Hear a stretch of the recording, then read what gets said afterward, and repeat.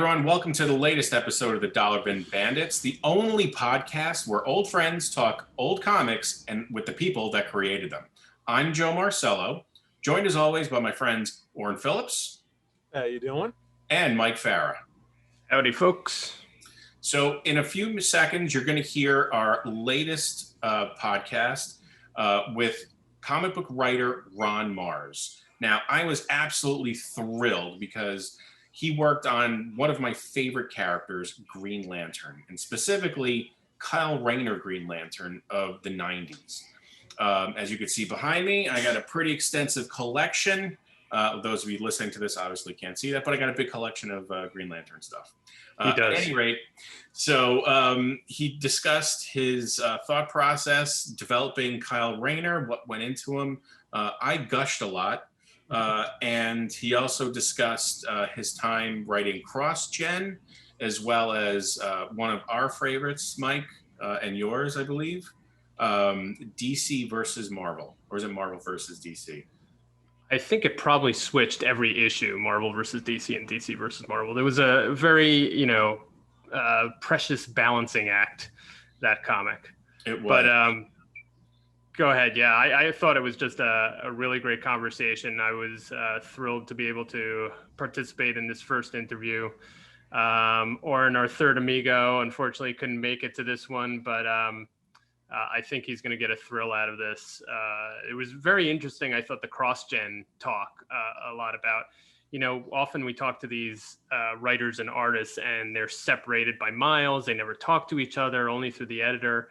And he said, CrossGen was a true studio and he was working shoulder to shoulder with the artist, was able to collaborate very highly. Of course, CrossGen didn't make it. It's not with us anymore, RIP, but really cool stuff on that.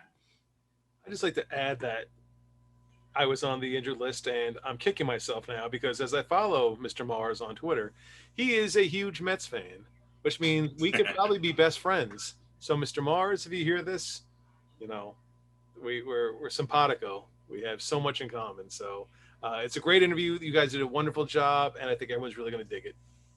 I think it's destiny, Orrin. I think so. It was just we talked about how much more there is to talk about, so I think we'll probably have him on again. I did want to point out one more thing that you can listen for during the interview, and that's this interesting concept of fridging, if you've heard it. I think it's been referenced, in fact, on the latest Deadpool or Free Guy, where Deadpool is talking. But right. This trope where significant women in a character's life get killed, sometimes in gruesome ways, such as with Kyle Rayner's girlfriend, and how much that's become sort of part of the culture, and what it says about our relationship with women and how they were perceived back in the day. And he, Ron really takes the issue head on and has some interesting things to say about it. He kind of owns the concept, and I thought it was great. What did you think, Joe?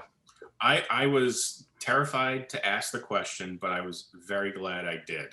How many times do someone get to speak to the person that created a moment that then becomes a label for tropes of any kind? You don't really see that or hear about that, for that matter. So to speak to the guy who created that moment in comic book history that has then gone on to be used as a label for, a reoccurring theme in comics is pretty interesting. So, he was super cool about it. You'll hear, I don't want to give anything away, but a very, very cool story. Yeah, he was very gracious in talking about it, was not defensive at all. So, yeah, I thought that was a really cool moment. So enjoy. All right. So I'm really thrilled by our guest today. Extensive career in comic books. You know him from Green Lantern, Silver Surfer, and Green Lantern crossovers. I mean, look, for me, it's all about Green Lantern right now. I mean, everyone knows I love Superman, but I'm going to geek out a bit. we have Ron Marz. Thank you, sir. Happy to be here, guys. Thanks for having me. It's an honor to have you. I've gushed, but I'm going to ask kind of how you got into line of comics. I'm assuming you mean professionally, not Professionally, yes. Not plucking them off a spinner rack when I was 6, because that's how it really started. Actually, it really started digging through an old cardboard box in my parents' basement of my brother's old comics, which were like 60s Marvel, Silver Age classic stuff, early Spider-Man and Fantastic Four. And so that was actually my first introduction to comics when I was too young to actually read them. I could just look at the pictures.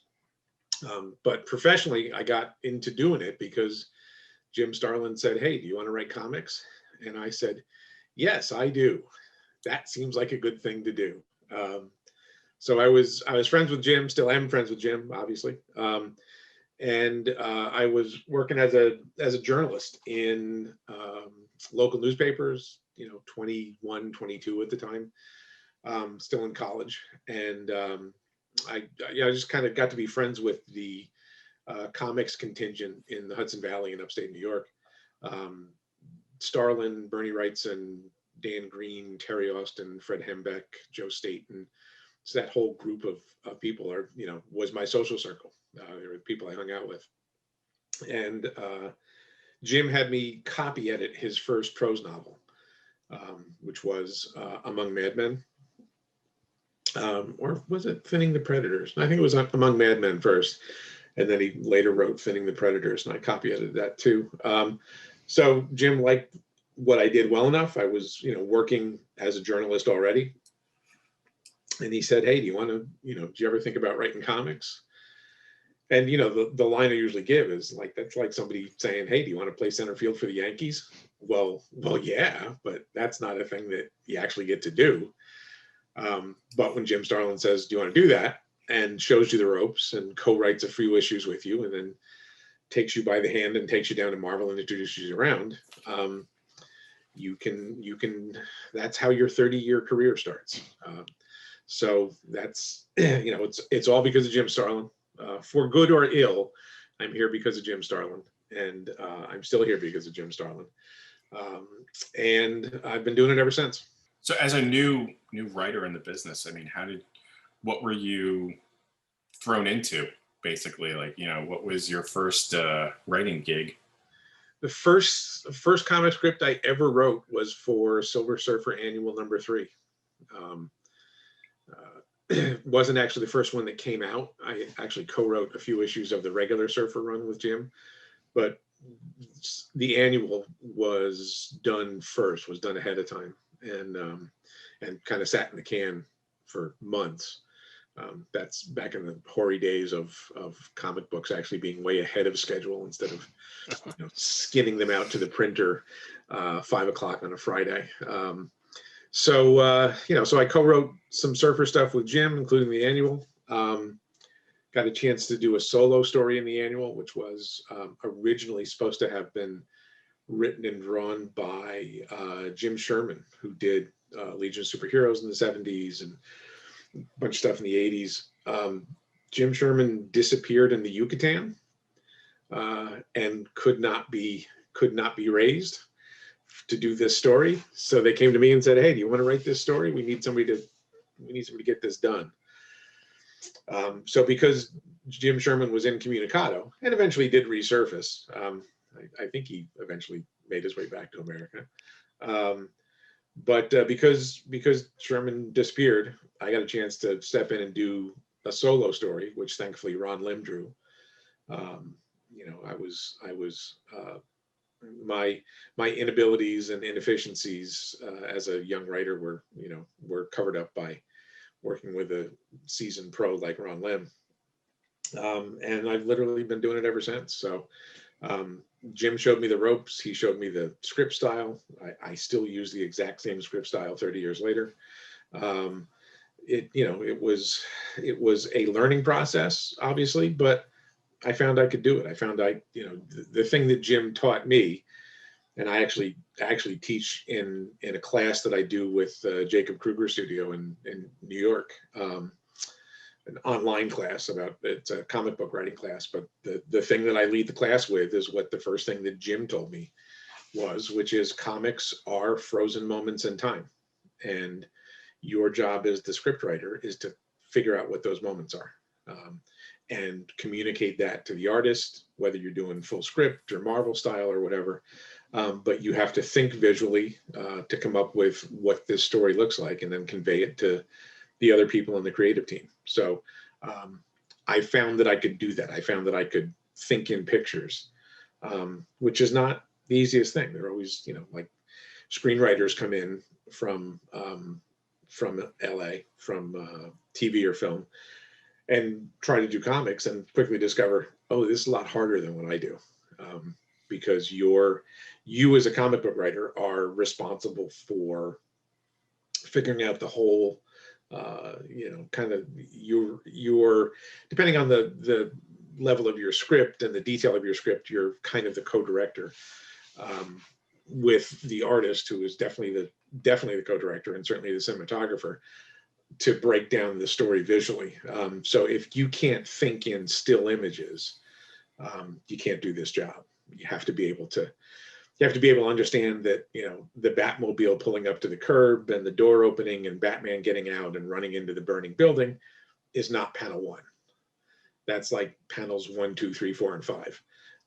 So you have to kind of wrap your mind around that aspect of the job, or the job is virtually impossible. Yeah. What artists, I would say, what artists do you think really kind of captured your content best and translated it to paper? The real answer is damn near all of them, because okay. I can't draw. I have no artistic ability whatsoever. I can see the pictures in my head, but I can't reproduce them on the page. So this is ultimately kind of the coolest job in the world to me, because I can see it and then somebody else makes it real. That's a wonderful gift to have, when pages show up in my inbox virtually every day. So I've been fortunate enough to work with, an entire range of artists over the last 3 decades. So to mention any of them would be missing a bunch of them. But certainly the ones that I've worked with a lot, I should mention, Ron Lim, Darryl Banks on Green Lantern, Paul Pelletier on Green Lantern, Bart Sears on a bunch of stuff, Rick Leonardi on a bunch of stuff, Bernie Wrightson, the all-time greats, and even Jim Starlin drew some of my stuff. So so it's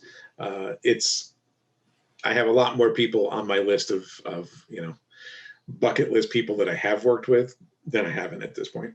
So let me ask, Joe, you mind if I jump in? No, by all means. I'm curious about going back to your breaking in specifically on an annual. Did you think that was a easier, more sort of comfortable entrance for a newbie compared to sort of one of the mainline books that you're going to be hopping on writing month after month? Well, I mean, I guess to some extent, I had Jim as a backstop. I had Jim as a safety net, because I knew if I screwed anything up too bad, he was going to come in and fix it. But I don't think there's a whole lot of difference between an annual and a regular issue of Surfer. I co-wrote some issues of Surfer with Jim.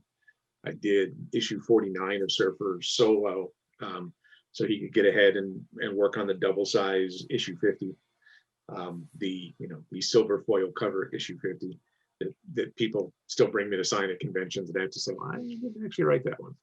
I wrote 75 silver cover, but not that one. So it was, I guess I was too naive and excited to be intimidated by it.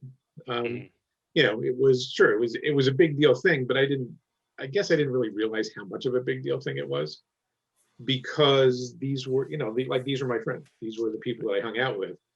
So there was a certain comfort level about that world, and just, like Bernie Wrightson being a guy you go have beer and pizza with, rather than Bernie Wrightson, the guy that drew Frankenstein plates that are, like some all-time illustration greats. So there was, I'm sure, thinking back, I was nervous and wanted to do a good job, but I think more than anything, I was just excited. I was just, excited and felt confident that I could do it. That's a great feeling to have. Well, I had worked at the daily newspaper in Kingston, New York, my hometown, since I was like 18, right? So I was like a part-time sports writer and, moved over to the entertainment desk. And so I had been doing that for a number of years already. So that sort of like, I had no issues with my stuff being in print and my name being on it. Like there was no stage fright for any of that stuff. Yeah. And I also learned very quickly that you couldn't please everybody. Somebody was going to be pissed off somewhere, somehow about something, no matter what you did. Like if I wrote a high school football story and, didn't mention a kid because mostly he sat the bench until the game was out of hand and then he got in for a few plays. I mean, inevitably you'd get a call from that kid's parents saying, why didn't little Johnny get his name mentioned in the story? Well, he didn't do anything and he was in there for garbage time. So, fairly quickly, I learned that people were going to be upset no matter what you did. So don't worry about it. So I didn't have the I guess, imposter syndrome, stage fright, or any of that kind of stuff that I know a lot of people go through when they do their first work. I got all that over with when I was like 18. So I think that obviously was a big factor in me being fairly relaxed about the whole thing. And plus you entered, I think, maybe just before when comic books really started rising into, mainstream consciousness. Yeah, I mean, it was still a niche thing. Yeah. It was still a niche thing. Conventions were not conventions as we know them now. It was just, it was this little niche entertainment thing we do over here, rather than, the kind of the main form of entertainment that the world takes in terms of taking these characters into other media. So yeah, it was a little bit like being in a hobby shop, not not on the stage of Madison Square Garden. It was small and off to the side. And although comics were, when I broke in, comics were selling like crazy because the boom was on. Right. Which to a certain extent there was also a factor of, well, look, if you can hold a pencil or use a typewriter, you can probably get work in comics right now, because Marvel and DC were just churning stuff out because everything was selling. I mean, when I took over Silver Surfer as my first monthly, probably a year or so into my career, it was selling 300,000 copies an issue. Wow. And that was like a mid-tier Marvel book. It was not that. It was not the, it was not selling X-Men numbers. X-Men ruled the world at that point, and 7-figure sales were not out of the question. It was just a crazy boom time. But and I knew that was going to end because I had people who had been through the boom and bust of comics. Starlin and Wrightson and Terry Austin, and all of those guys were telling me, look, it's not going to always be this way. Your royalty checks, which are large now, are not always going to be this way, because it goes in waves and troughs. And right now we're at the crest of a wave, and hopefully it lasts for a while, but it's, it's not permanent. I think some of the young guys who, had huge success doing image books, kind of image spin-off books, who went out and bought, $100,000 sports cars and, spent money on silly things. As soon as the bottom dropped out, they regretted that stuff, because like that money was gone now. And there wasn't, you went from selling 500,000 copies an issue to selling 30,000 copies an issue, like overnight, when the bottom dropped out then.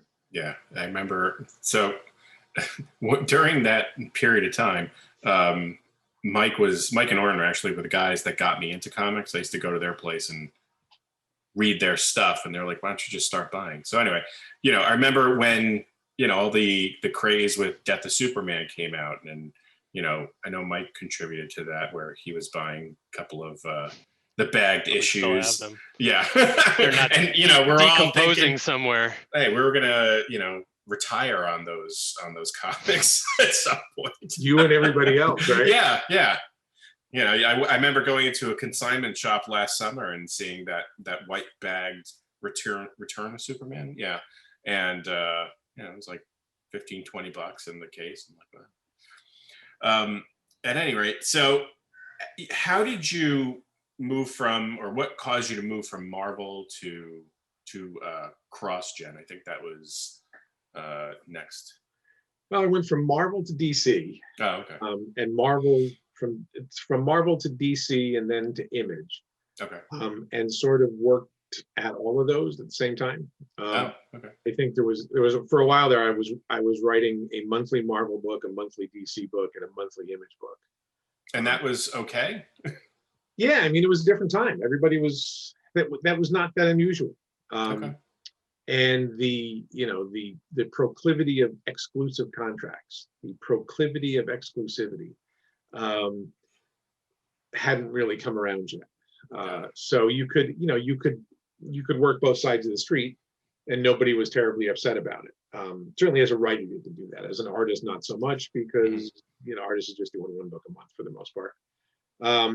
But I for a while I was doing a monthly book at all three places and various and sundry specials, and then did like a year or so at Valiant amongst that time, and then eventually went on a DC exclusive for a few years, during which was Green Lantern and Superboy and various and sundry Superman issues when they needed a pinch hitter, and a bunch of specials. And so and then late 1999, I guess, CrossGen came calling, and that was an interesting experiment that ultimately was a failure, in terms of it still being around. But it was an interesting time. I learned a lot about making comics, and I think we made some good comics there. Can you talk a little bit more about how CrossGen came about and how they approached you and what the pitch was, or was it a two-way street? Did you sort of say, okay, I understand what you're trying to do, here are some characters? How did that all work? I met Mark Alessi, who was the CrossGen guy, the late Mark Alessi now, in '99 at San Diego, and I was introduced to him by a friend of mine named Ian Feller, who was ex of Wizard magazine. And I knew Ian just from working when he worked at Wizard magazine, because I would go down once or twice a year and we'd play softball or volleyball against the Wizard guys. And I do remember we played touch football with Ian one time, and I burned him for a long touchdown, which I shouldn't have been able to do because he was much faster than me, but I just got out in front of him and took it to the house. So so Ian introduced me to Alessi, and started a dialogue about what they were doing. And they sent me a bunch of materials, all of this very nicely produced. This is what we want to do. This is what our universe is going to be like. And to be honest, the bones of the story that were there were not very good. I was looking at this stuff. I remember I went for a hike on the eastern side of the Hudson and took all this stuff with me and sat in a gazebo overlooking the Hudson River and read all this stuff and came away going, oh man, I don't know. This, like career-wise, money-wise, this was a nice opportunity. But dramatically, I was like, man, this stuff doesn't work. So I kind of told them that. We had a phone call. They flew me down to Tampa, which is where the offices were based. And we sat around for a few days, and they made me a very, very nice job offer. And then we kind of dug into the stories, and I said, well, here's a bunch of shit that doesn't work. Like these are events that happen. These are not stories. This is a series of events. It's not a story. So they kind of said, well, you change whatever you want to change. and they gave me my pick of which books I wanted to do. And the initial 4 books were Meridian, Scion, Mystic, and Sigil.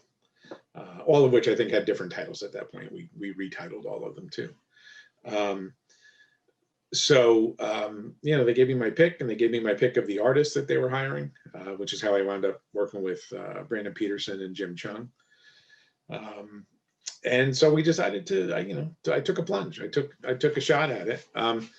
And creatively, it was very satisfying, generally. Business-wise, obviously, the plan did not work to.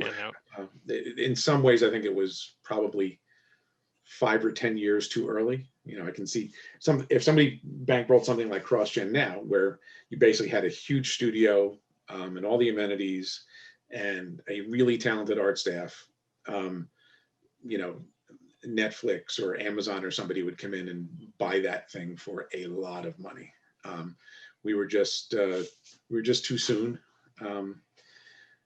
But I generally am very proud of the stuff that we did there. I have a whole basket full of stories to tell about being there. It was kind of, I was in Florida for 5 years, ultimately, by the time CrossGen lasted for about 3.5 years, close to 4 by the time the wheels really came off. Had my second and third children in Florida, and it's a segment of my life that I don't look back on with regret. I just regret the way it ended and the fact that a lot of people got burned when it did all fall apart. But overall, I'm very happy to sign those books when they show up at a convention, and they show up on a pretty regular basis. I mean, I can already tell we're gonna need to have you on for another episode to hear some of this basket full of stories. Yeah, we're gonna go have the CrossGen episode. Well, I will tell you ahead of time. There are some stories I can tell and some stories I can't. Some of or at least not in public. Okay, all right. We'll turn off the cameras. Okay. Some of the names might have to be changed to protect the not so innocent. Got it. But it sounded like it was at least an interesting professional challenge, right? Well, something that I don't know if up to that point you had sort of done previously. It was a pretty amazing learning experience because you were in the same studio with your art team. So it was highly collaborative. I got to write a script and then go over to Greg Land's desk and see it drawn, or go over to Jim Chung's desk and see it drawn like 4 times, because Jim drew everything 4 times. That was his working method. That was a hugely satisfying part of it. And the fact that, I learned basically soup to nuts the comic making process there. We didn't have any editors at CrossGen. The writers were basically the editors of the books. And we were responsible for the content, responsible for getting them out on time, responsible for proofing them, making sure there's no mistakes. So, in terms of what I learned at CrossGen, taking on those additional responsibilities, it was invaluable. Obviously, I'm still drawing on that stuff now when I, do a creator-owned book that I edit, or edit a book for somebody else. I understand the process, and I think I understand what everybody else in the process does much better than I did before I was in the same room with all of them. I understand, what the penciler does and what the inker does and what the colorist does and the letterer and the production person, all of that stuff, because I had a bird's eye view of all of that stuff. And it was a satisfying experience to have the book go out exactly like you wanted it to go out. If there was a mistake in the book or something was not to your liking, it was your own damn fault, because there was nobody else. There was nobody looking over your shoulder. It's not like Margaret Leslie ever, read a book out before it went to press. When I said the book was ready, it was ready, and it went. So I have to ask about Green Lantern. All right, go. That's it. Just go. Just talk about Green Lantern. So yeah, as you know, I've gushed about it, but yeah, he's one of my the Green Lanterns, I will say, and Superman, my two favorite characters. And so when I got into comics, Emerald Twilight had just kind of happened. And then I did some catching up. And it has been an amazing ride for me to read all of the work on, like everything Green Lantern up to this point. Specifically, I've, enjoyed everything you did with Kyle Rayner over the years. And I say that because I know characters change, but I felt his pain when he was, hurting, his evolution from different versions of his character over the years, new Green Lantern to the Torchbearer to Ion, and then later a White Lantern, and back again. So it's been as a fan, it's been an amazing ride for me. So where did you, let's see, where do I start? I have so many questions. Where did you get your inspiration to write for him? Spider-Man. I mean, Okay. that's the real answer. Really? Yeah. So DC called because I had done a few Green Lantern Corps quarterly stories. That was kind of getting my feet wet over at DC, and was in the Green Lantern office doing some short stories, and that relationship was going well. And one night DC called. It was actually a day that I had been in at Marvel all day. I'd been in at Marvel all day, having meetings over what we were doing on Thor at the time, which was not a great run, frankly. The editor and I were not on the same page, and would continue not to be on the same page. That's why I wrote Green Lantern for 7 years and not Thor for 7 years. So I got home from being in the city, and 7:30, 8 o'clock, I got a call from DC, which is unusual to get a call at 7:30 or 8 o'clock, because that, DC at that time obviously was in New York, right across from the Letterman Theater. And we want to talk to you about Green Lantern. And they, on the call was the triumvirate of editors, who ran DC at the time, which was Archie Goodwin, Mike Carlin, and Denny O'Neil. So the big guys. And Paul Levitz was in the room too, in addition to Kevin Dooley, the Green Lantern editor. So when those people call you in the evening, mm-hmm. things are either really bad or really good. So they offered me Green Lantern. Would you take over the book? Because they liked what I was doing on Silver Surfer, and they liked what I was doing on the Green Lantern Quarterly stuff. And frankly, you're always sexier when you're working on the other side of the street. DC wants to hire the Marvel people away, and Marvel wants to hire the DC people away. It's thus has it ever been, and still continues to this day.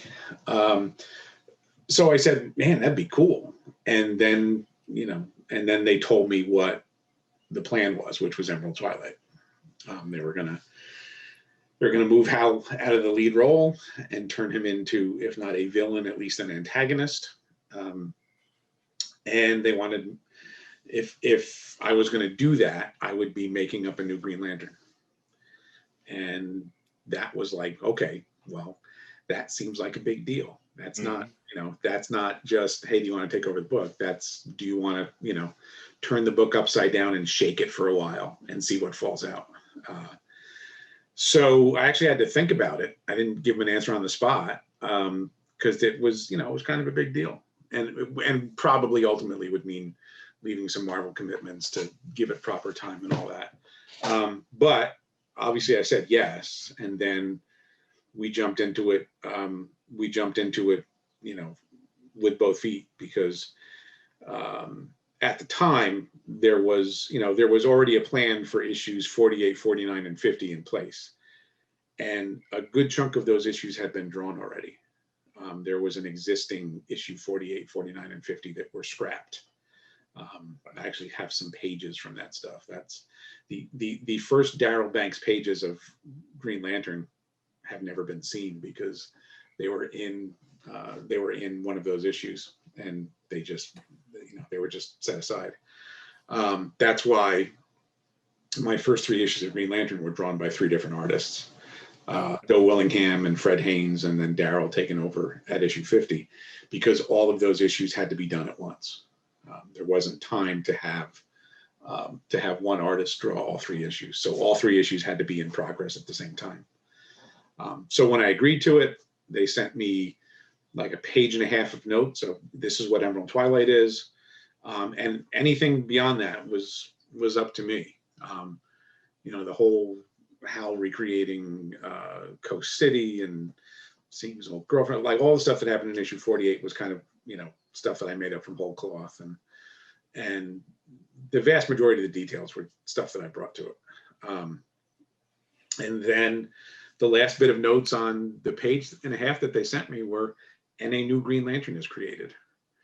And that was it. That was, like there was no corporate, meeting to decide, who the new Green Lantern would be. And there was no focus group. There was no, like, they were just like, go make it up. Which obviously would never happen now, right? That's a thing that is a artifact from the past. You don't get that sort of opportunity now, because everybody, like, this stuff is worth billions of dollars now. They are multimedia intellectual properties, so everybody gets a say. But then it was just go make up a Green Lantern, and I asked them if it could be an alien, and they said no, it should still be a human. And I said, can it be a woman? And they said no, we'd like to keep a male lead in the book. And that was it. Like, that was the only thing that they told me. So I went into my office at home and just sort of made up a Green Lantern that I thought would be different enough, particularly from Hal, but also different enough from Guy and John Stewart, so that there would be a different flavor on the buffet table. And certainly one of my biggest influences as a kid was reading Spider-Man comics. Mm-hmm. And Spider-Man was you. Spider-Man was the everyman character. You could put yourself in Spider-Man's shoes, even though he doesn't have shoes. And you could, like, you're not Superman. You're not Batman. You don't inhabit those characters like you do Spider-Man. So I wanted to create very much a everyman archetype character, because the DC universe didn't really have that. The DC had a lot of authority figures, a lot of aspirational figures, which is great, and I love all of them. Like I love Hal and I love Barry, and particularly Superman and Batman, but they are from a different age. They are a different kind of character than the Marvel Universe characters that I grew up with. So I basically did a Marvel style character in the DC universe, in that he was your POV. He was your, you could see yourself in him. And the notion was that I wanted to do a book where you were as interested and invested in what he was doing out of costume, whether he was paying his rent or having dating problems, or, like all the stuff that Peter Parker went through, getting yelled at by J. Jonah Jameson and taking care of his sick aunt, and, who was he going to meet at the coffee shop for a date? Like, all of that stuff sort of informed what I was doing with Kyle at the time, because I wanted him to be different from the rest of the DC universe. There's, the one thing I appreciated about the character is that, even up until, when Hal Jordan came back and they finally shook hands, he always doubted himself. You know, like here he is, he's got the most powerful weapon in the universe, what have you. And, you know, he still didn't quite feel, you know, he didn't feel like he was the guy. You know, he felt somewhat inferior. You know, he doubted himself. He had, you know, he had, for all intents and purposes, fear, you know, and, you know, versus say Hal Jordan, who was a hothead, fly by the seat of your pants type character. And, you know, it's anyone who's given that type of situation, like, you know, of course this is, you know, none of this is real, obviously, but, you know, how would you react? Okay, here, go save the universe. Here's a ring, go do it. And, you know, I appreciated that aspect of the character because, yeah, it seemed more genuine. And, you know, it didn't seem like he really broke free of that up until when Hal Jordan comes back in Rebirth and shakes his hand. It's like, hey, what do you think you've been doing all this time? And you can see like the light go off and he's like, yeah, all right, I'm the guy. I always feel like the story of the hero becoming the hero is more interesting than the hero having always been the hero. Mm-hmm. Like I like Hal's character a bunch, and especially the 60s, you know, sort of space race Chuck Yeager version of the character. Mm-hmm. So I think, you know, frankly, New Frontier is the best Green Lantern story ever. You know, hard traveling heroes notwithstanding, mm-hmm. That's more of a, you know, GA story. No. I think sort of pure Green Lantern story, give me New Frontier because it's got that 60s space race vibe, and to me that's where Hal works the best, is right in that right stuff kind of zone. So I felt like if the edict was that we were going to move away from Hal as the lead character in the book, let's not do Hal light, let's not do a sort of, you know, a version of that character who is frankly already a hero before he ever gets the Green Lantern ring. I mean, Hal's a hero before he gets the ring from Adin Sur, and there's nothing wrong with that. I mean, that's not a criticism; it's just an observation. But my thought was, okay, well, let's do something different. Let's do something where the character that gets the ring is the complete opposite of that. He's just a normal guy, so that you as the audience can put yourself in his shoes and think, well, you know, what would I do? Right. Was it always the goal long term to bring Hal Jordan back? Not for us. I mean, not for DC for a number of years. There was no, you know, if there was an escape hatch built into the process, nobody ever told me about it. It was just, you know, this was not a situation of, you know, like breaking Batman's back or killing Superman, where you knew that was a storyline that was temporary. Right. We went into this with the full knowledge that this is what we're doing, and there's no way back, you know, so make it work. So there was no, you know, like, look, it's comics, anything can happen. Right. And, you know, often does 2 or 3 times. But as far as we were concerned, this was who Green Lantern was now, and this is what the book was. Now, if it had come out and tanked spectacularly, would you have gotten Hal Jordan back? Yeah, sure. But the fact is that we sold a lot of copies. Yeah. You know, it was a sales success, and comics are the shotgun marriage of commerce and art. And as long as your commerce is okay, you can kind of do whatever art you want. So the fact that Kyle came out and was a success, and we sold a bunch of copies and attracted a large number of new readers, which was kind of, you know, it wasn't a number one on the list, but there was at least in my mind, there was a thought that this should be a book that brings people into the DC universe who are maybe not reading books right now. This is a way in, because I certainly remember when I was a kid, and a book like Nova came out. Mhm. Nova was, you know, Nova, shockingly, is a Spider-Man type character who's part of an outer space corps of heroes. My God, where did I think of Kyle? You know, I can remember as a kid, like really digging Nova because, you know, I had issue 2. Like I was there from the beginning. I never found issue 1, but I was there like right from the beginning, and I was part of this journey for this hero moving forward.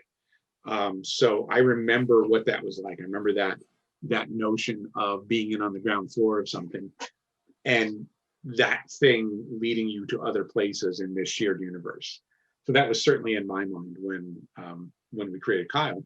And it's certainly not an accident that within his first year or year and a half, you know, Kyle goes to hang out with Superman and Batman and Wonder Woman and Captain Marvel, AKA Shazam. You know, I wanted to play with those toys. I wanted to explore those places in the DCU. And it, you know, turned out that Kyle was a really good vehicle to do that with.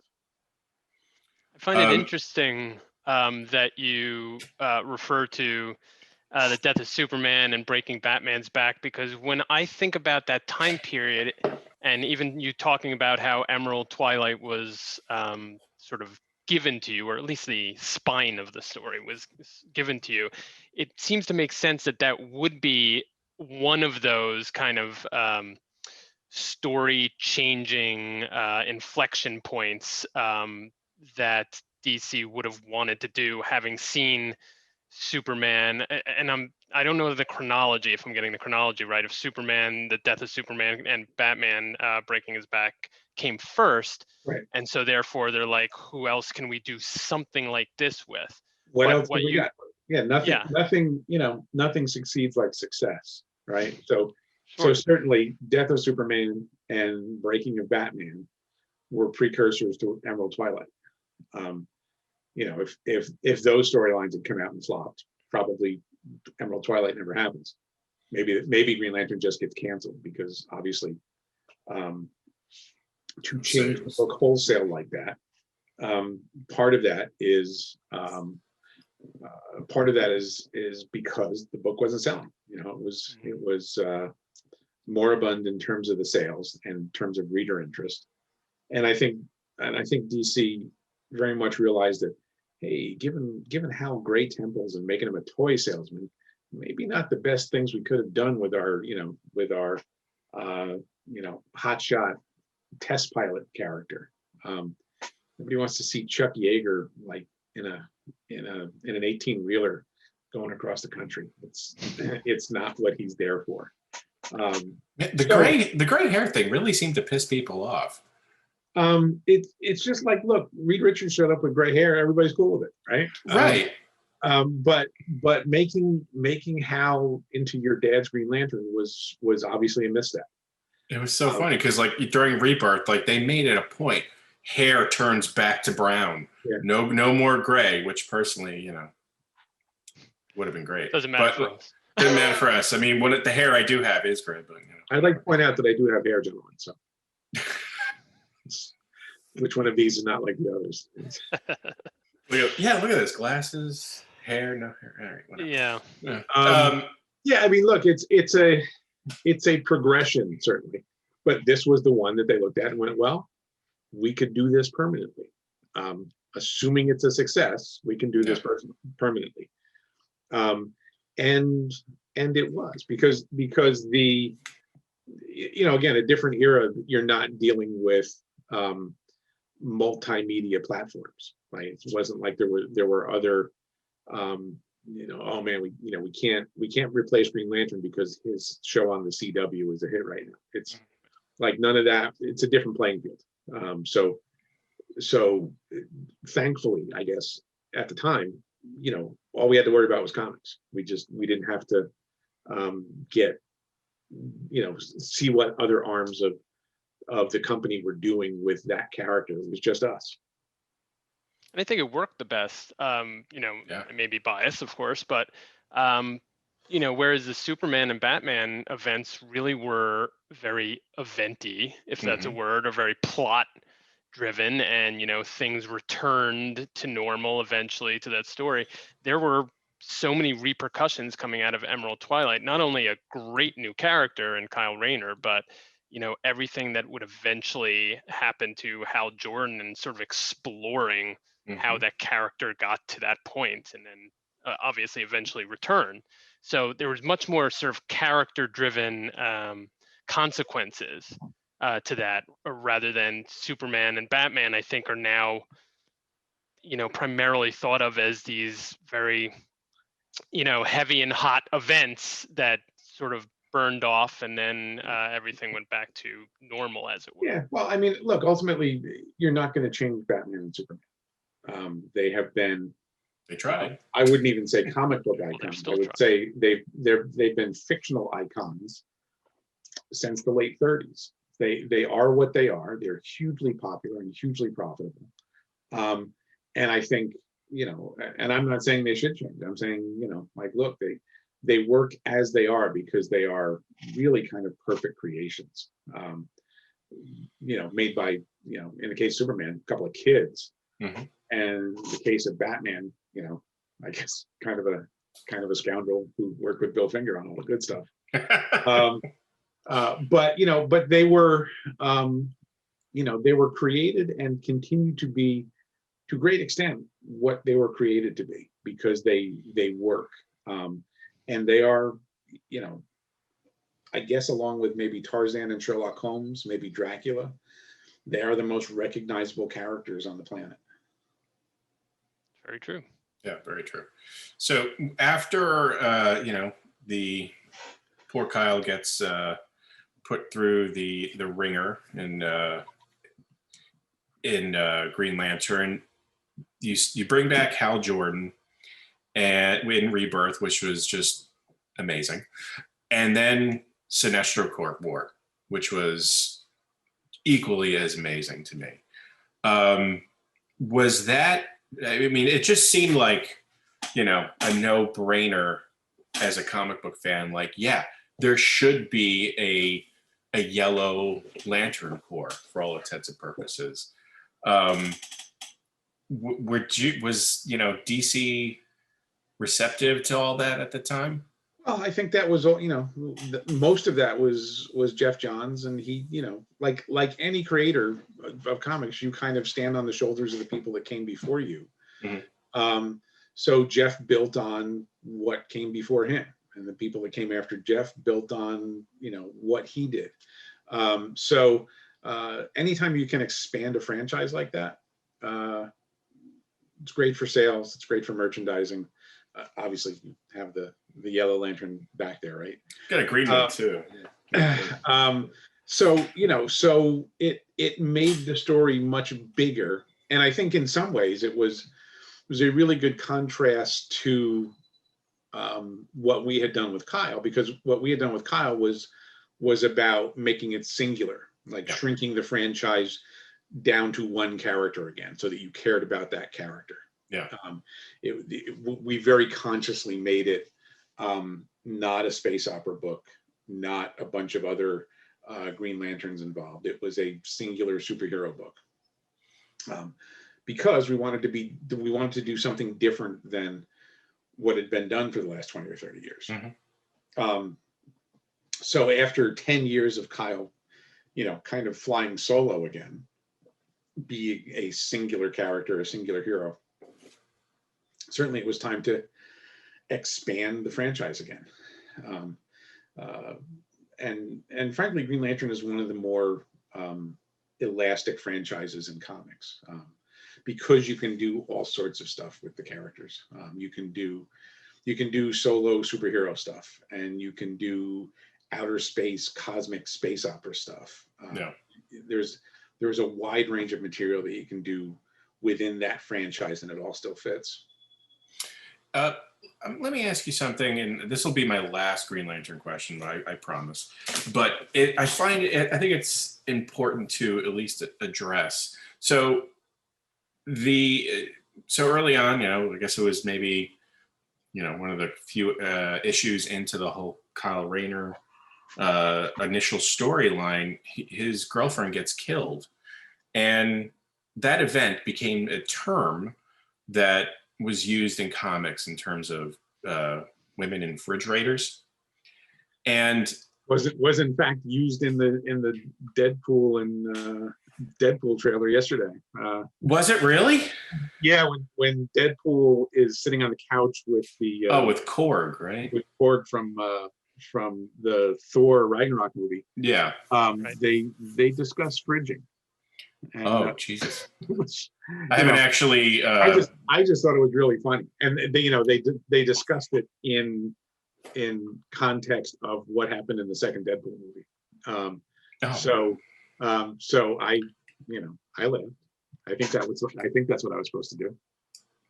I just we spoke to June Brigham, excuse me, a couple of months ago, and I wanted to get her take on it, and she wasn't aware of the term, but I was like, wow, that became like this event that just turned into a term of women getting used as a plot device and being hurt, killed, what have you. So it became a common thing, and I was just curious, as you're since it was something that you wrote in your story, how it gets turned into this term. Not very good, like a negative aspect. It's a totally valid and important conversation to have, and it was when initially Gail Simone pointed it out. And Gail and I are friends, and we've talked about it any number of times, and we talked about it at the time. She interviewed me for her website and everything. Look, it's a trope, not just in comics but in fiction in general. Mm-hmm. But I think it's even more common in comics because, or at least superhero comics, because by and large, up until even 10 years ago, the vast majority of comics were superhero comics, and the vast majority of superhero comics starred male protagonists. Mm-hmm. So your male protagonists don't go away, right? They don't. The male protagonists don't get killed because they're the cash cow that everybody comes back for.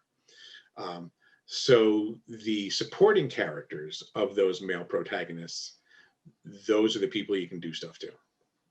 Those are the people that you can have permanent consequences for. So when Kyle's girlfriend Alex was killed, I mean, that was frankly the plan for her from the beginning. And she was always destined to suffer a very unpleasant fate because he was not taking the job seriously. So in retrospect, I mean, at the time, I thought of it as Kyle's Uncle Ben moment, where somebody else pays the price because he's being an idiot or he's not doing the job like he's supposed to. The more obvious comparison is Gwen Stacy. And I frankly, at that time, hadn't even read that Gwen Stacy issue. I mean, I knew what happened, but it was never an issue that I read as a kid. So I was thinking much more in terms of Uncle Ben, but with his girlfriend. So, in some ways, an unfortunate choice. In other ways, the fact that people got really upset was gratifying. Because if you kill off a character and nobody cares, you haven't done your job properly. So part of introducing Alex and having her in the book was that we wanted to build her into a character that you cared about and you rooted for, and you didn't want something bad to happen to her. In some ways, she was a much better person than Kyle at the time. She was responsible. She was the one kind of kicking him in the ass and making him do the right things.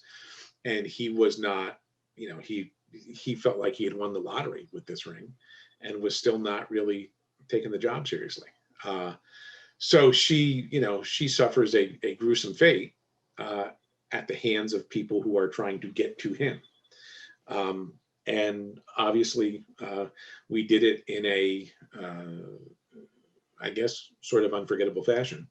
But I freely admit that I ripped off that whole thing from Stephen King. When in the novel Firestarter, I'm a big Stephen King fan.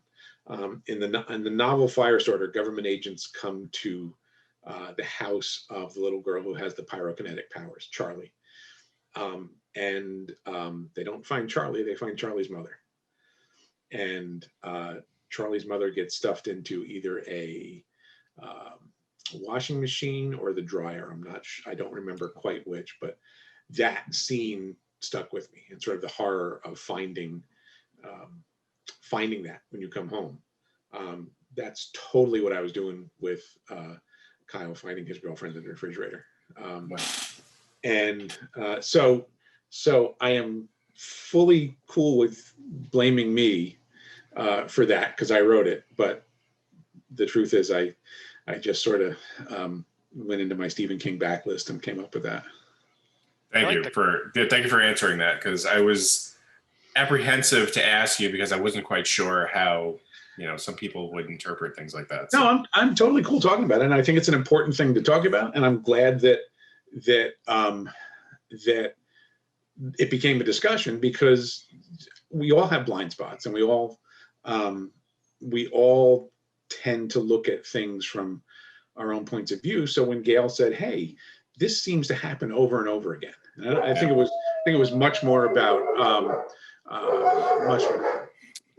obviously somebody's in the driveway. There you go. We call it the dog bell. So it's a couple of German shepherds, so they think they're doing their jobs. Oh, okay. So the fact that it happened over and over again to me was the bigger deal, was the pattern to it. That the male hero's girlfriend or significant other or whatever is the one that suffers the grim fate.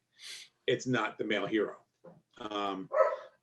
Although, look, I knocked off a longtime supporting character in Witchblade, actually tossed him off the Empire State Building.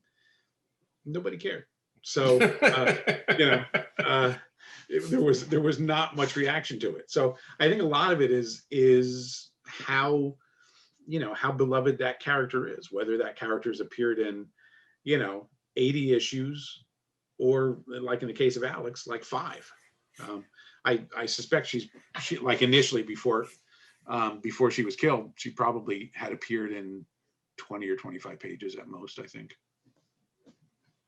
I mean, the context is super important here, and I really appreciate your taking us through that. And I hadn't thought of that. I mean, in terms of the majority of these heroes being male, which we all know, but then their supporting cast, or the folks that they care most about, are going to be female. And so therefore, upping the stakes in a story, who are you going to hurt or kill is the closest people to these male characters, which are often female. We don't have a lot of Uncle Bens. I mean, they're mentors maybe, but a lot of times those mentors are also male characters of consequence that you're not going to get rid of. So it's the usual, and it's certainly like a much larger discussion about storytelling tropes and sort of the sexism inherent in those kind of stories. But like part of the to me, Lois Lane is a kick-ass character, and I love Lois Lane. As a former journalist, I just think she's great. She should have her own monthly book. But many years ago, obviously Lois Lane's primary purpose was to be tied to a chair by an evil scientist so Superman could bust in and save her. That's sort of the pulp nature of where these stories come from. And certainly Lois's character has evolved over the years to be Superman's equal, and in some ways his superior in certain aspects. But did not necessarily start out that way, because that's not where we were as a society. Yeah. I bet if you did Emerald Twilight, or if you were pitching what you wanted to do with the new Green Lantern, and you started out with, I'd like it to be a female protagonist, they would approve you in a split second. Oh yeah, well, look, it's again, shotgun marriage of art and commerce, and the feeling in 1994, and uh, it was probably a valid feeling, was that if we did a female protagonist, people wouldn't buy the book, Right.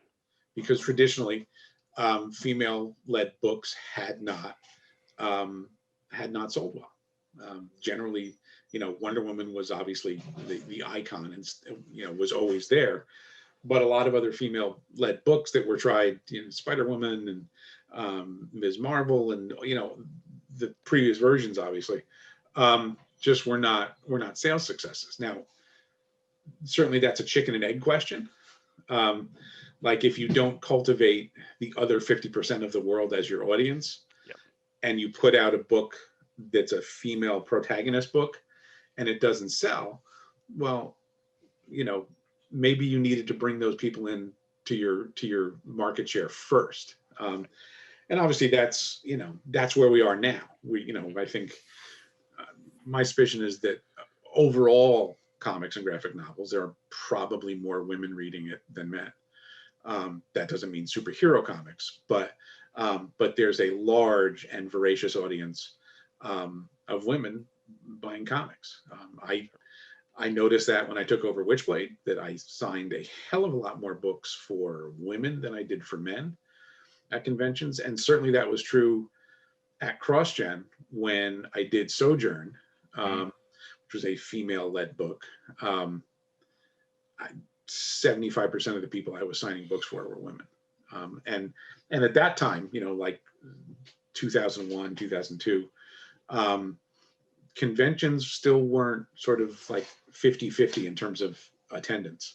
Conventions were still kind of male dominated, but even in that male dominated era, or sort of the tail end of that male dominated era, man, I signed a lot of books for women. And I was kind of like, hey fellas, like there's a whole other, you want to sell comics? There's a whole other audience out there that has been underserved for like 60 years. So maybe, you want to save the business, maybe don't sell to just 50% of the population. They got the message eventually, way late, but Well, at again, least there's some progress. And even that's sort of like chicken and egg. It's something with a large female audience sells well, and the publisher goes, oh, maybe we should do a little bit more of that, and they try it, and it sells well, and then that attracts more of an audience. So it's it's a seed that's planted, and then if you cultivate it properly, it bears fruit. And I'm very glad we're in a position where we're not still selling to, well, I guess it's actually 49% of the population. Right. So let me steer into what I consider a less serious topic, although is I wouldn't call it my Green Lantern, but and that's Marvel versus DC, or DC versus Marvel, as is your pleasure. My basic question is, what? Like, how did that come about? I mean, it is just such a strange period of time where the two publishers not only agree to bring the plethora of characters together that they would never have thought to do before. Well, they've done a little bit of here and there, Spider-Man and Superman. But not only that, then bizarro bonkers combine everybody into the amalgam universe and do a whole line of comics on them. It just blows my mind. That would probably never happen at any other time before or after that event, and I'm just so curious about how it came up. Hey guys, I hate to brag, but I have a pretty nice comic collection, right? Yeah. Well, the way I keep it so nice is getting my bags, boards, and boxes from BCW, because I love my books and I want to keep them safe. The last thing anybody wants is a sloppy comic book collection. You don't want your issues just sitting around, unbagged, unboarded, unboxed, lonely, depressed. Give them some love. Put them in a bag. Get a board. Put them in a box. And you know what? If you're not a comic collector, and I'm not sure why you're not, but if you're not, BCW still has you covered. They got all kinds of sports memorabilia displays. They have Pokemon displays. They have displays for things you probably even haven't thought are collectibles. So definitely check them out. Baseballs, footballs, records, CDs, what have you, all your memorabilia for collecting. BCW Supplies has everything you need. And if you head over there, use promo code DBB, get a 10% discount. We'll appreciate it, and you will too. Well, How you got involved, particularly. Ultimately, see previous comment about, art and commerce. The commerce aspect took over because the bottom had dropped out of the business. Right. The speculator bubble, the speculator boom had burst to a great extent with Death of Superman. Was one of the instigating factors, or the reign of the Superman, which I think is a terrific storyline. Actually, I love that storyline. Which one is the real Superman? And just great stuff. I had that entire year. I was overjoyed with all that stuff.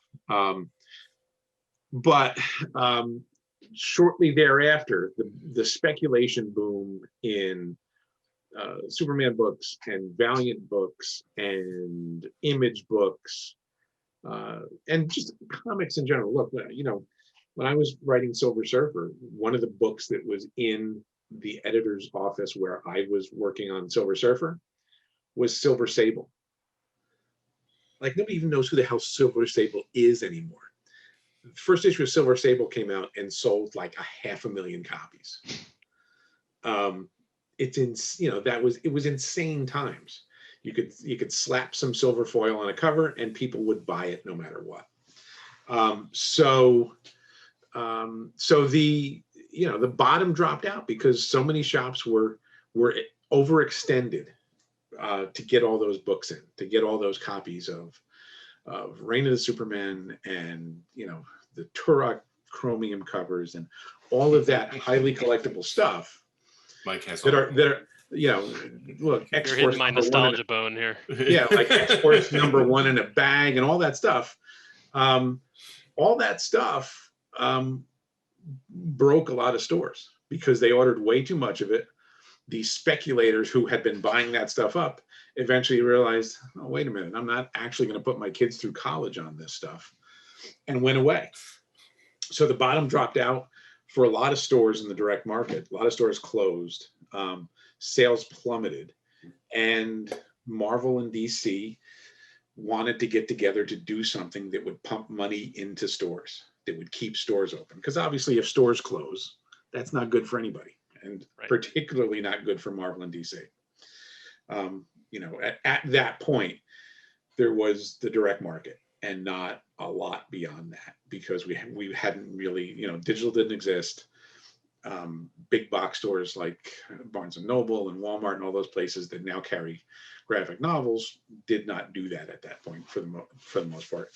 So it was you had to keep the direct market afloat, or the whole thing was going to collapse. So Marvel and DC agreed to do this big crossover to frankly sell a buttload of copies and keep stores in business. So that's how it all came about. Marvel and DC agreed to do this, and it was frankly a really good window for this to happen because they needed each other.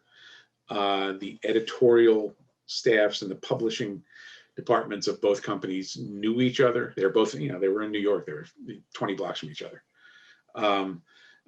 It was still a time of friendly competition and détente because look, I played in a bunch of Marvel versus DC softball games, and everybody was friends.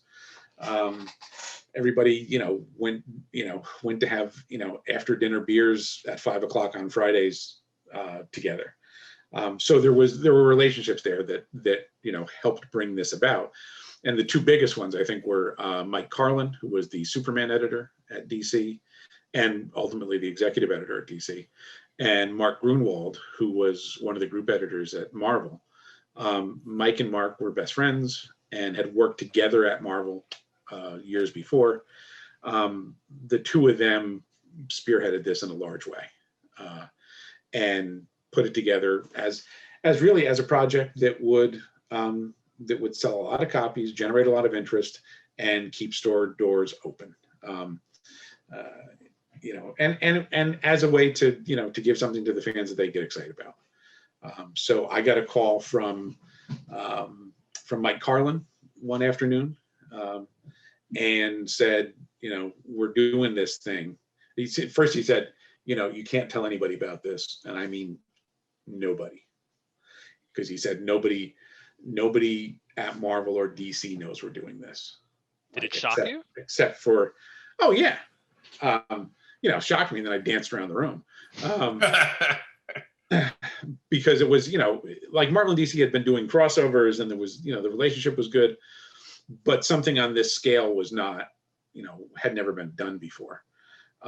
So Mike called and said, do you want in? And I said, of course I do. And then we met, Mike and Mark and I and Peter David met at Mark Grunwald's apartment uptown in Manhattan, because they didn't want us meeting in the offices. They didn't want anybody wondering, well, why is Mike Carlin here? We probably would have met at DC's offices, because they're nicer than Marvel's offices. So, why is Mark Grunwald here? And, why are Marz and David here? So we met at Mark's apartment and had dinner at a Mexican place around the corner from his apartment. And the whole thing came from that. There was the notion, a lot of it was in place. A lot of it had been sort of cooked up by Mike and Mark, and the 5 battles that were going to be voted upon, and then 6 other battles, so that there was, some set pieces to build around. And the fan voting was a part of it from the beginning to get people involved. None of the matchups were set. Like, we made those up on the spot in Mark's apartment. And then once we had sort of come up with the bare bones of what we wanted to do, they said, oh, and between the 3rd and 4th issues, we're going to have this huge, this crossover month where we're not going to print, anything to do with this. We're going to print the universes being smashed together, which was nuts. I can only imagine being a fly on that wall. Yeah. Oh yeah, I sat there with my mouth open, because it was just like, well, you can't do that. That's crazy. Well, I mean, just the who's going to decide, okay, these characters are going to fight, who's going to win? Like, that must have been just batshit. So, like, you're going to have, all right, Superman and Hulk, they're going to fight. But come on, Superman, you guys must have been making concessions. Like, all right, I'll give you Wonder Woman and Superman for, whoever at Marvel. We honestly just, made that shit up. So, but were they so like, yeah, sure, amenable about it? Like, oh yeah, no, look, it's, these are toys. We're just playing with giant action figures. So, so we knew that, there were going to be 11 battles. The first 6, kind of the prelims that weren't going to be voted upon, needed to end 3 and 3, so that it would be tied. The fix was in, obviously. We needed them to be tied. So we just split those up in terms of the winners. And then we had a pretty good sense of how the voting was going to go, because it's a popularity contest. Right. Okay. So honestly, the only one we weren't sure of, in terms of who was really going to win, in terms of the fan vote, was Storm and Wonder Woman. We just didn't know, because you were dealing with a character that was not as well known in the popular consciousness, but was one of the stars of the most popular book on the planet, versus an icon that had been around since 1939. So we didn't know which way that one was going to go, but we had a pretty good sense that the others were going to be Superman and Batman and the hell else was it, Spider-Man and Wolverine. That just made sense. So really the one that was going to decide everything, even though we knew nothing was going to be decided, was Wonder Woman and Storm. And I think that ended up being the closest vote too. And there wasn't a backup plan in case it just happened to be lopsided towards Marvel or DC? Not really, because we were pretty confident. We did have the Dark Horse guys would come in and help. We had Hellboy. Right. We had alternate endings drawn for each of the battles. Okay. Yeah, cool. So we had those ready to go, even though we're pretty sure Superman's going to beat the Hulk because he's Superman. So my job, because I wrote issue 3, my job was to script those battles in such a way that there was as little redrawing as possible, because it was a tight schedule. We wanted to get this stuff out in a hurry and get it into stores in a hurry. This wasn't a 18 months gestation period to get the first issue out. It was, let's go, we have to go now. We have to get this done ASAP.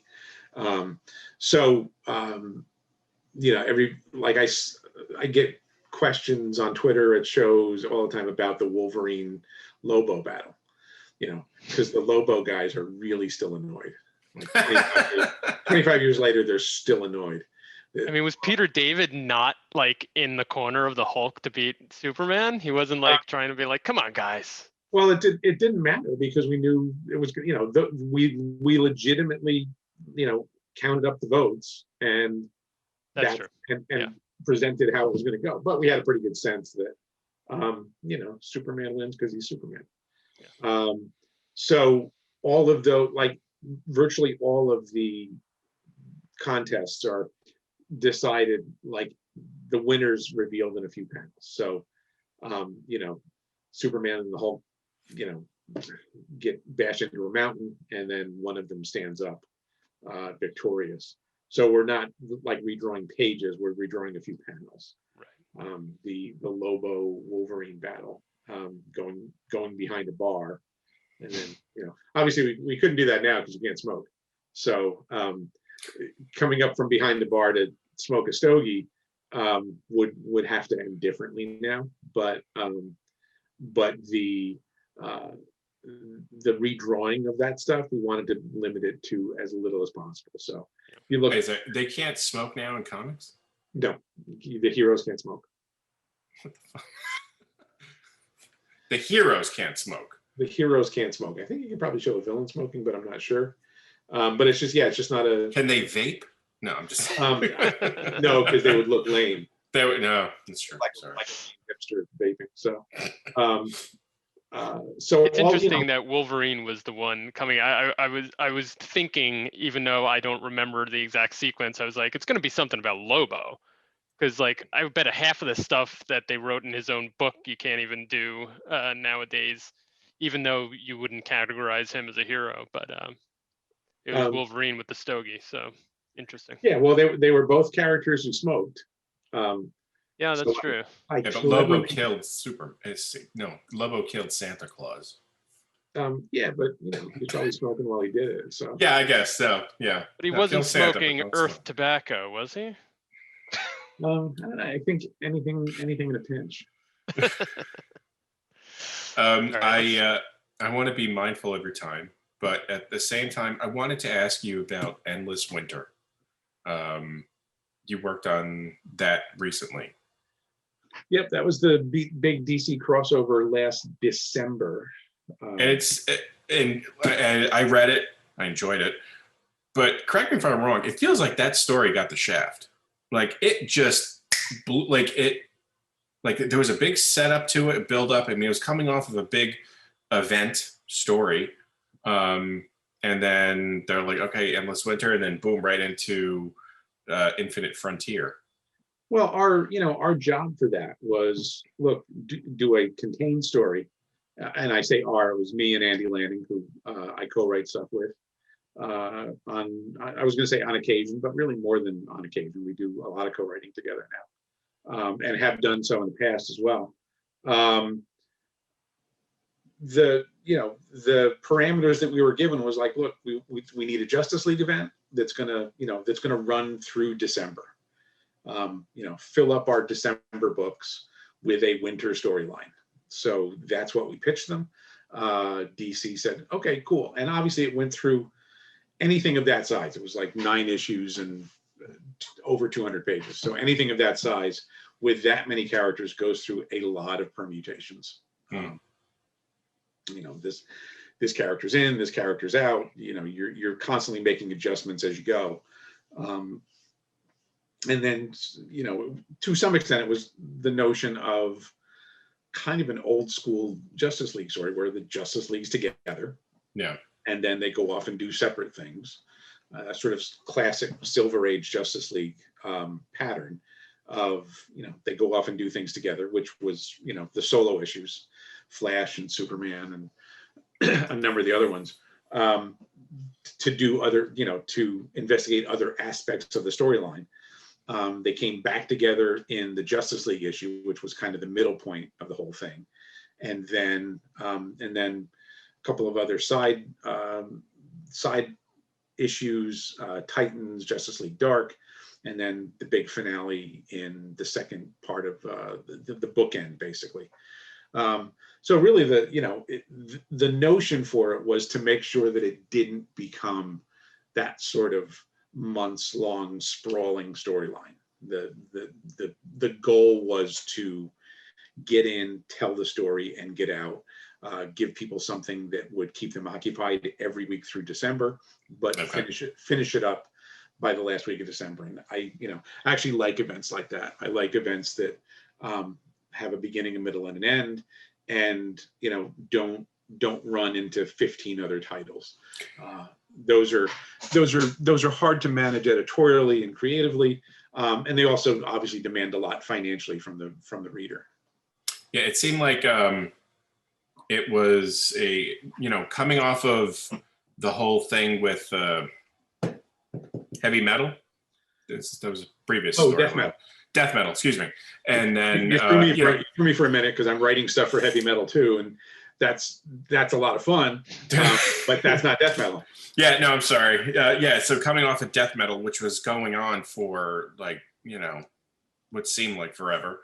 Cool storyline. I dug it, but and then Endless Winter seemed to get overshadowed by all the buzz about what was going on or what was supposed to be coming up in Infinite Frontier with new Batman and the new younger Superman, which is not really his son, or what all that stuff.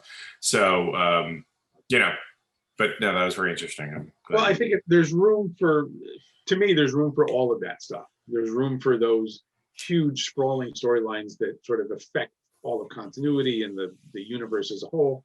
And then there's room for more contained ones that are, look, here's the story. Here's the story. It's got a beginning, a middle, and an end. You'll like it. It's not going to transform the DC universe. Again. Everything is wrong.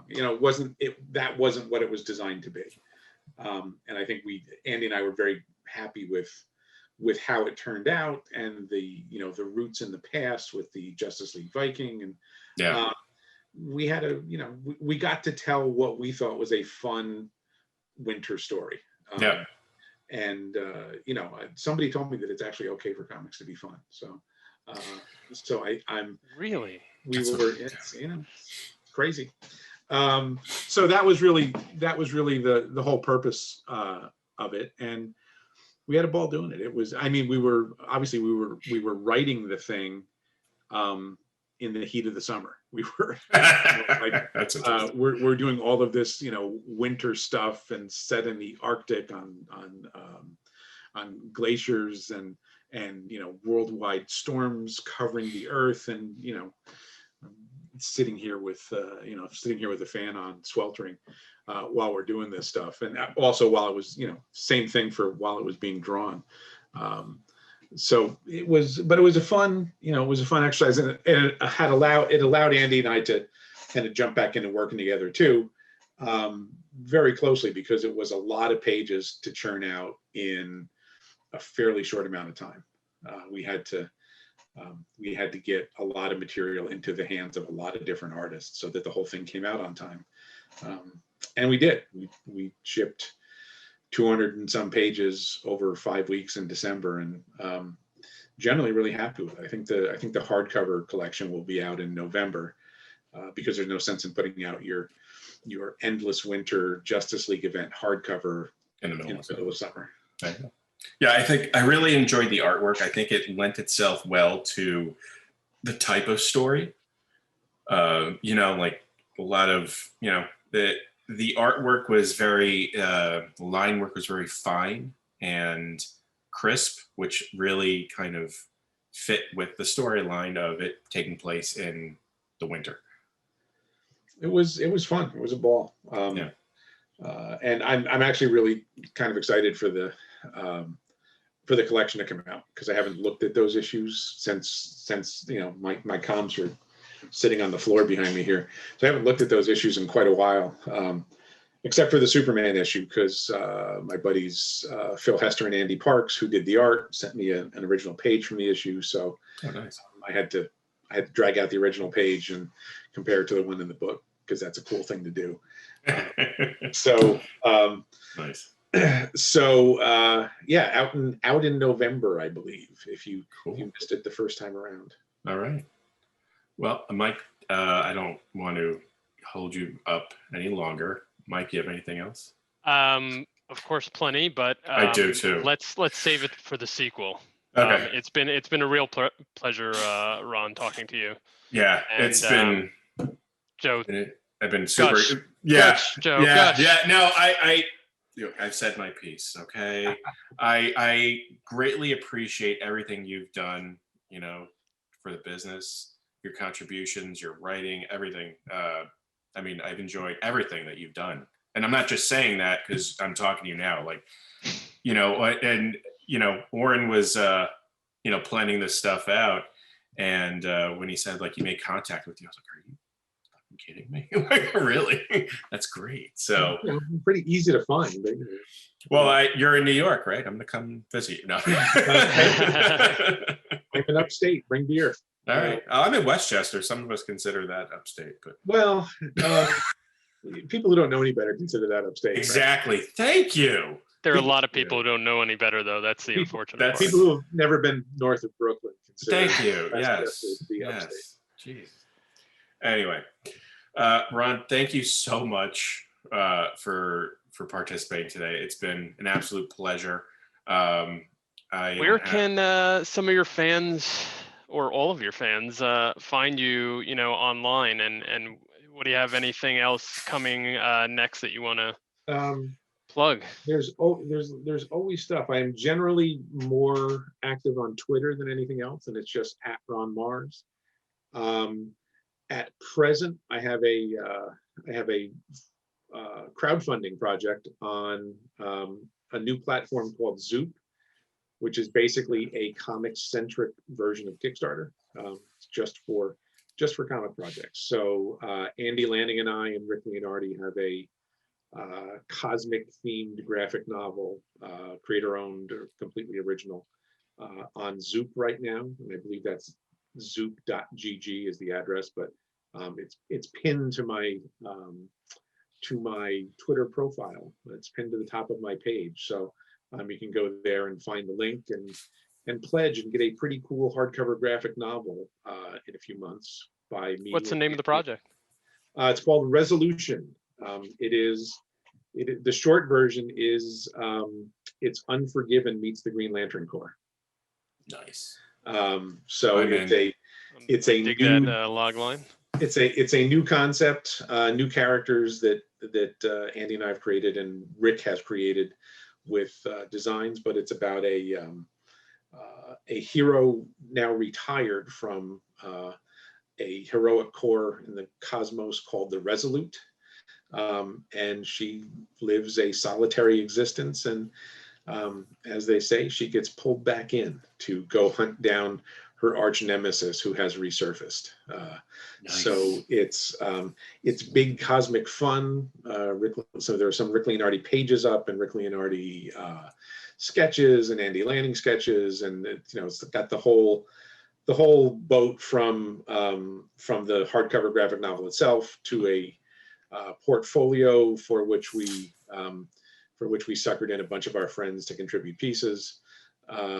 And to original art from the story and sketches by those guys. So So that's up for another 4 weeks. I think is the end of the funding goal. We're more than halfway there, so we're hopeful that we get it over the top and can produce this book, which all bullshit aside, is going to be pretty damn good, because you can work with your friends and make some cool stuff. So there's that's Resolution on Zoop.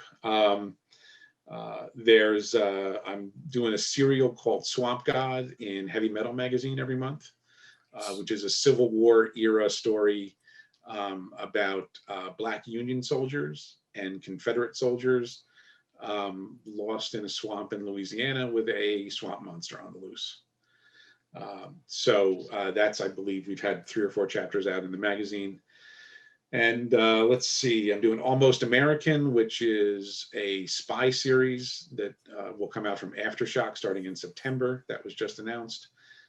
That's with that's the true life story of an actual Russian intelligence operative who now lives in this country because he had to flee Russia along with his wife. A guy named Jan Newman, who is actually a friend of mine now, and we are working on multiple comic projects together. So this is his actual real life. Yeah, it's kind of weird when like your text messages go off on your phone and you're like, oh, there's my spy friend. There's my Russian spy friend. He actually called me on Sunday and he was like, I have a thing I want to talk to you about, but I don't want to text it. Call me. Oh shit. He doesn't just light a candle in his window so that you notice on your walk. So yeah, and then I just started, I don't know if I'm actually supposed to talk about it or not, but I just started a video game project too. So that's taking up a chunk of my time, and I don't know that I'm supposed to tell you which video game it is, but it won't be out until late 22. So got it. The new Batman game. Okay. So there's all. Well, we'll put it in the show notes if this comes out, at the point that you can let us know about it. Cool. I'll So there's a myriad of things occupying my time. I am blessed to be doing this for a living. I'm blessed to be making stuff up for a living. I also teach at the Jacob Kruger School. Teach comic book writing. So there's not a lot of free hours in the day, but that's a first world problem, and I feel blessed every day. We appreciate you taking the time out of your schedule to talk to us. Yeah. Very happy to do it. We'll do it again. Yes. Sounds good. All right. Thank you, Ron. Everybody buy Ron Marz stuff. So that was a really interesting interview. I can't say enough about Ron. It was super interesting and an absolute pleasure to talk to him, especially talking to one of the people who created and worked on one of my favorite characters of all time. We enjoyed the heck out of doing that interview, and we hope you enjoyed listening to it. I thought there are just so many pieces of it that could have gone off in a number of different directions. So we will definitely have Mr. Marz back on. But again, a big thank you to Ron for taking the time to do the interview. Hey guys, check out next week. We're going to have John Ostrander on. Suicide Squad is coming out in August. This is the guy that created Suicide Squad. He also did a lot of work with First Comics. So many things he did. One of the nicest guys we've met so far. So you guys are really going to dig this. And as always, remember to rate, review, and subscribe. We want you guys to enjoy this show, and we want to keep doing more. So get on there, give us some 5 stars, and we'll keep going and doing more for you. See you next time, guys. Adios.